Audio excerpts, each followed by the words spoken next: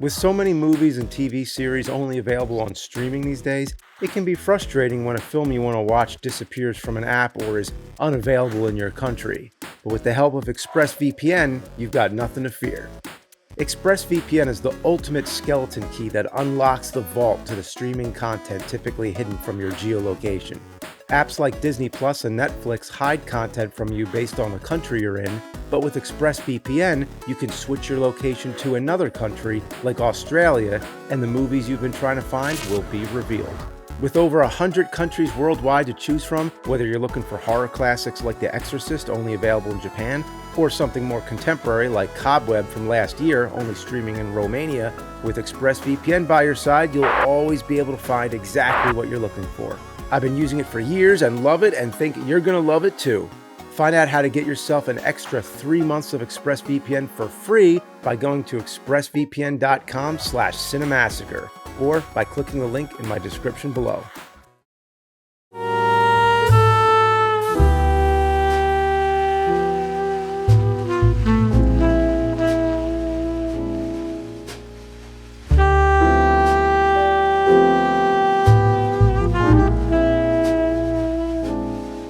When I came to, my head was throbbing and my mouth tasted of stale booze and ashtrays. My brain was fogged over and my memory was as blank as a Commodore 64 load screen. Somebody had put me under, and I had the feeling they had taken more than just my memories. The hat on the floor matched my trench coat but gave no answers. I couldn't recognize the face in the mirror, nor could I tell where I was. I seemed to be in some kind of video game library. There were random shit stains, a roll of toilet paper, an empty drink, and a game cartridge that was incinerated beyond recognition. There was a pistol, which I identified as a Nintendo Zapper. It had been fired. Its warm touch could have only come from the coldest of hearts. I thought I could smell the faint scent of perfume from a dame, or perhaps it was some kind of nostalgic allure to something else. All I knew was, it smelled of trouble. And it wasn't a dame that did a number on me, it was a game. And I was going to find out which one. I didn't recall ever playing Roger Rabbit before. It looked pretty swell, so I gave it a try. And then something dawned on me. I wasn't playing the game was playing me. The controls were as slippery as a fish in a bucket of grease, and my optimism went out the window faster than a bullet through a bag of piss. So I tried other games that, to my memory, I had never played before. Top Gun, Back to the Future, Dick Tracy, The Last Ninja, Goonies 2. The covers were designed to seduce you, to lure you in, only to break your heart.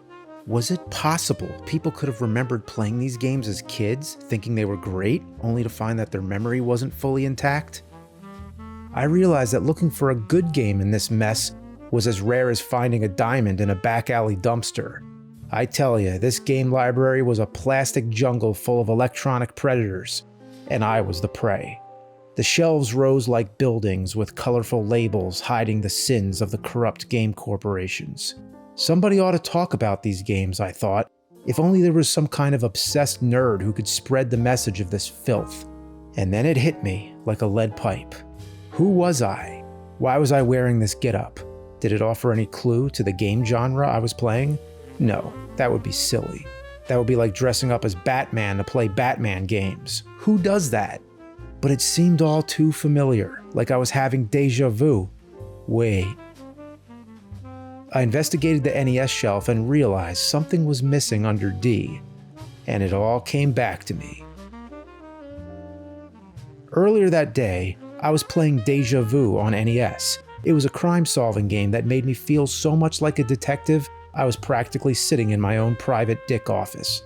Sprawled across my desk were the pages of Nintendo Power. It returned me to my youth, but since we're already in a flashback here, let's just say it piqued my interest. I always remembered that image of the guy holding the photo of himself holding the photo. It begged the question, how did he take that photo? The title was memorable too. As a kid, it was my first time ever hearing the term déjà vu. I didn't know what it meant. I assumed maybe it was some form of kung fu. Must be an action game, I thought, until I realized it was a point-and-click adventure and dismissed it prematurely. But here again as an adult, I was back on the case. Déjà Vu was first on the Macintosh computer in 1985, back when controlling a pointer on the screen with a mouse was a big deal. Appropriately enough, it was in black and white, like the 1940s detective films it was inspired by. The Maltese Falcon, Double Indemnity, The Big Sleep, but it went to color when it was ported to Commodore 64, Amiga, and so on. It was created by ICOM Simulations, who also made Uninvited and Shadowgate using the same engine and interface. Together they're known as the Mac Venture series, or is it like McVenture, like McDonald's? But Déjà Vu has the distinction of being the only NES game to truly capture the spirit of those classic noir films. Sure, there were other detective games, but only Déjà Vu had that dark, cynical vibe. Even though the blood was toned down if you compare it with the other computer versions, it was much more adult-themed than what you'd usually come across on the NES, as we'll soon see. It's also the only NES game I can think of where you start out in the shitter. Literally, the first screen is in a bathroom of a bar. Boy, that's one hell of a way to kick things off. Your character has no recollection of how he got there or who he is. Then you find a dead body and realize you've been framed for murder. So the goal is to find out what happened and who's behind it all. And a clever thing here is that you're not just trying to obtain evidence, you also have to get rid of evidence that would implicate you. I have to give credit where credit is due. The text is very amusing. It's a man who appears to be lacking something, namely life. Yeah, you think? Even simple things like if I examine the sink, it tells me it appears to be a sink. Gee, thanks. Or better yet, if you open the toilet lid, it says, "You are relieved that you find nothing inside." Okay, that is funny. And one of my favorites, if you examine the fire escape, it tells you, it's a fire escape. When there's a fire, you use it to escape. My chest heaved with a feeling more rare than a $3 bill in this town, a feeling called laughter. On the bar, you find a shot glass, which they call seltzer, but when your character downs it, he reacts as if it's really harsh stuff, so clearly it's meant to be booze. And as I contemplated that, I took a good hard swig of apple juice. But then you find gambling tables and slot machines in the back of some speakeasy, and it's the best way to earn more money, I mean the only way, so the game encourages you to gamble. The music is great. It has that jazzy, mysterious vibe.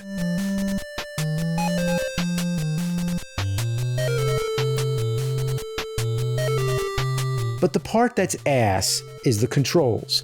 Of course, this is not a computer and you have to move the pointer with the D-pad instead of a mouse, so it's kinda doomed from the start. It takes way too long to do simple tasks like going through a door. I mean, first you have to select open, then you drag the pointer to the door, click it, now it's open, and then you have to select move, drag the pointer over, and then click the door again. So basically, the simple act of going through a door is 4 actions. Not to mention, navigation is confusing, but they gave you these blue dots to help you out, which you can alternatively click on to move yourself around. I mean, I would explain how this works, but I really have no fucking idea. The verbiage can be confusing. If you try moving through a closed door, it says it can't be moved if it's not open. Wait, is move meant like to move something, or is it to move myself? Leave doesn't mean leave the room, it means to leave something, like leave a shit, because who actually takes a shit? But about the word take. If I see medicine on the counter, does take the medicine mean to take it into my inventory, or to take the medicine, to consume it? Actually, if you want to eat or use anything on yourself, you're supposed to take the item first, like gum for instance, and then select use, and then select self. Wait, hang on, that's gum, right? Not gun. Okay, that would be a big mistake. If I selected gun instead of gum, that would be a bad move. A BM, a real shitty move. But hey, let's see what happens. Oh my god. Good job. That's a great way to go out with a bang. So much for your dreams and aspirations. Blam. R.I.P. Ace Harding. Well, that's one way to find out your identity. From the beginning, the odds were against you. It was only a matter of time until you reached the end, your history. That's brilliant. That might be better than you and your friends are dead. Because not only are you dead, your whole life was a fail. So I got to an elevator and I couldn't figure out how to get it moving. Eventually I found out I had to hit the buttons. the same action you use to punch people. Imagine going into an elevator and punching the ever-loving fuck out of it. Next thing, he goes into a wine cellar, and to open a secret door, he has to punch the fucking wine. Who goes around punching wine bottles? It won't open. Gosh, how am I gonna get this fucking door to open?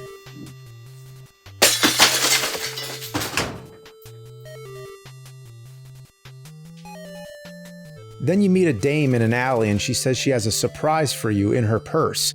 Is that a good thing or a bad thing? I guess you can't take the chance, so... Really? Is this what I'm supposed to do? Sako! She's out like a light and her purse drops to the ground. I couldn't believe my eyes. Was this some kind of rude joke? It looks like you hit her pretty hard. She's out cold, and then you take her money. Of all the dirty, crooked things you could do in an NES game, this one takes the cake. Next thing, you walk into Pete's All-Night Gun Palace. Wow, you buy a gun using gambling money. Could you imagine kids playing this? I mean, not to mention, the gun is only $20. $20! But anyway, the thing that sucks here is that you have to buy each bullet individually. You think they could have come up with a less tedious way to do this? If you walked into a store, wouldn't you buy all your items as one transaction? Who the fuck does it this way? Then you still have to load the gun, and by the game's terminology, that means using the bullet on the gun.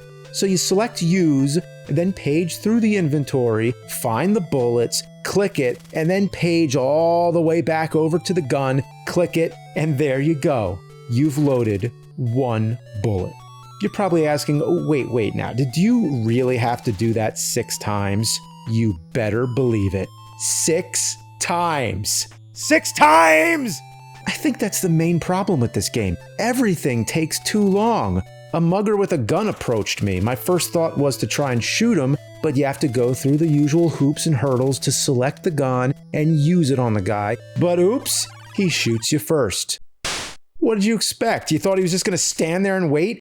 It reminds me of that new Star Wars Special Ultra Edition, the one where Han is too slow.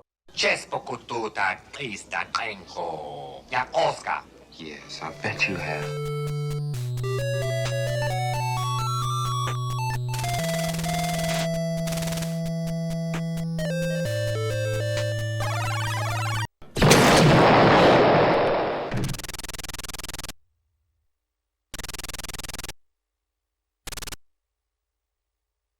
So clearly, using the gun on the mugger ain't a good idea. So what's the real solution? Take a guess. Punch him. Of course! This guy is like the master of the fist. All you do is go around punching people. You arrive at a house and the butler doesn't let you in, you just punch him in the fucking face. Punching is always the solution. At a certain point, you start punching people just for fun to see whatever hilarious text comes up. And just when you thought you could punch your way out of every problem, the game pulls cheap shots like this. I fell into a construction pit? How did that happen? The game just decided, hey, you know what? You're dead. And then there's a random alligator in the sewer.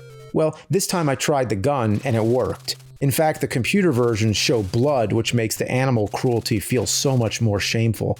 I mean, what was I thinking going into the sewers? Everybody knows there's alligators down there. There's many times when you have to ride a cab. It's the only way to reach certain spots where you have to find items and clues before returning to where you were.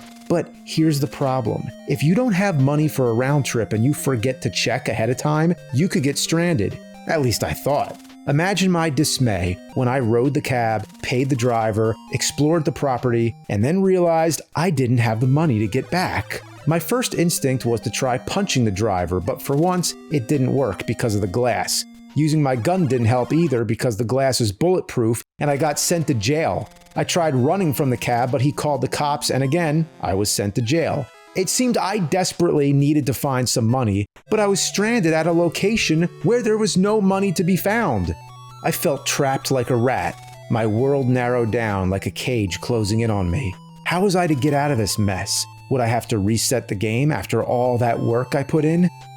So, I began retrying the same shit. I rode the cab and once again, I ran. And then, All hope came flooding back in an instant like a rainfall in Death Valley. The driver cut me a break. He said I could pay him back later. I don't know what was different this time, but I wasn't complaining. There was only one casino in town, and that was the only place to get money, aside from stealing it out of wallets. The game forces you to gamble. It's an absolute necessity in this crooked world. This time, I wasn't messing around. I was determined to turn this casino into my personal ATM. And just when I started winning, I began to lose, until I was at fucking zero. Luckily, there was always a spare coin laying around to get you started again, so after much time passed, I finally hit big with a 777 and got 30 coins. I had beaten the odds. I had earned my piece of victory, so I set out again to pay back the cab driver and continue with the case. But then a mugger showed up, one whom I had not seen before, a bigger brute, tough and mean, so I decided to punch him, what else? But he socked me, laid me out, and next thing, I was waking up with a full headache and empty pockets. All my money was taken. Everything I had worked for was pulled like a rug from under me. What a rotten move. I had never seen a game do something so wretched and cruel. Have you ever played a game where you had to collect items or power-ups for what seemed like hours? Well, farming items is one thing, but imagine if out of nowhere the game throws a monkey wrench at you and says, hey, you know what? It's all gone. Fuck this game. Fuck it to fucking hell. I was ready to throw the goddamn thing out the window, but instead, I just took another swig of the hard stuff and soldiered on.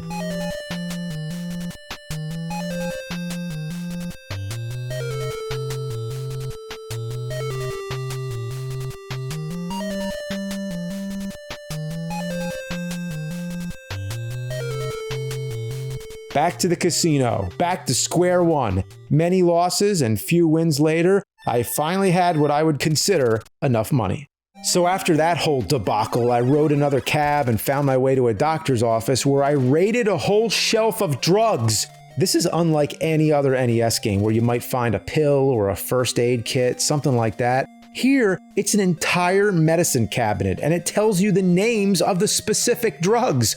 The idea is to ingest them to restore your memory and reveal more parts of the story. In fact, this is the big moment where Ace remembers who he is. Can you think of any other game where the whole mission culminates in swallowing a bunch of unprescribed medications?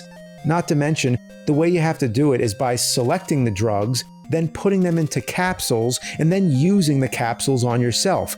Why does everything have to be so complicated? Anyway, let's round up the family-friendly, wholesome entertainment this game brings to the kids. You have drugs, alcohol, murder, punching ladies on the street, stealing wallets, guns, gambling, buying guns with gambling money, and if that's not enough, it adds body shaming to the mix. A large woman in a trunk is referred to as a tub of lard. And it's not a character calling her that, it's the game's narration! Oh man, as I got closer to wrapping up this case, I couldn't help but dwell on how complicated the items are. If you examined a diary, you may have assumed that you had read it, but then you realize all you had done was look at the cover. To read it, you have to open it. It's like game logic trying to apply to real logic while you're trying to think of it as a fucking video game. At one point I stole somebody's mail. Yes, stole their fucking mail right out of the goddamn mailbox. Of course, you can't just examine the envelope. You have to take the envelope, then open it, then take the letter inside, and then you still have to examine the letter. Even items you've taken already sometimes have more items inside them, like a wallet.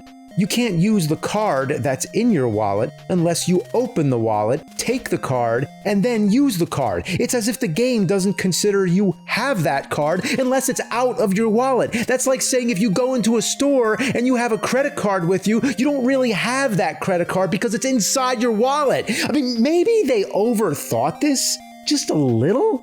As your inventory grows, it becomes even more tedious to page through it all. I mean, look at this. Look at how long this takes. How is he holding all this shit anyway? This detective is walking around trying to be inconspicuous, but his trench coat is packed to shit with everything but the kitchen sink. He strolls into a bedroom where there's a sleeping woman, which is creepy as fuck. He opens her drawer and just starts taking shit. I mean, this guy's more curious than a cat. Pen? Glasses? Why does he have to take everything he sees? A tissue? Really now, a tissue? What do I need that for? The text says, you know how to use them, don't you? You just put one to your nose and blow. Well, thanks. This guy is the ultimate hoarder. He has so much random shit, but you want to make sure to take everything because you don't know what you're going to need later. Oh yeah, trust me, if you forget something and have to go back, that's the worst. It turns out, you really don't need that much. In fact, before the game's over, you have to get rid of all that incriminating evidence. So you spent all that time getting that stuff just to throw it away. And of all the ways you'd think to dispose of it, you have to use a storm drain. Yeah, all the guns, the ammo case, everything goes down that fucking storm drain. You're throwing away yarn, condoms, LJN Rollin' Rockers, a sailboat, and then the clown from It comes up. So now that you have the correct inventory, you head to the police station. As long as you have the proper evidence, the text explains how there was a trial and the real murderers were brought to justice. You're congratulated for a job well done, and then you get a cool epilogue with a nice graphic showing your character, Ace Harding, for the first time. It's quite a satisfying ending, far better than average for NES. I started to feel woozy, like the world was spinning. Was it the drink? No. I realized it was the feeling of blind nostalgia. Even though the game had shitty aspects, it had some redeeming traits and was rather captivating. I couldn't help but fall under that good old NES spell. I stumbled back into my nerd lair as my senses began to fail me, my brain shrouded in that same childhood fog. I grabbed my zapper. I took aim, remembering all the heartaches the game had brought me. I could hear it telling me how it had no choice. It did what it needed to do. I could have given this baby a fair judgment. I could have said, hey, it wasn't that bad. But since this is a nerd episode, somebody had to take the fall, and it wasn't gonna be me. So long, sweetheart. So that's how it all went down, and as I sit now amongst all my games, I know the next case is just around the corner. The nerd is always on the hunt for the next item, the stuff that shit is made of.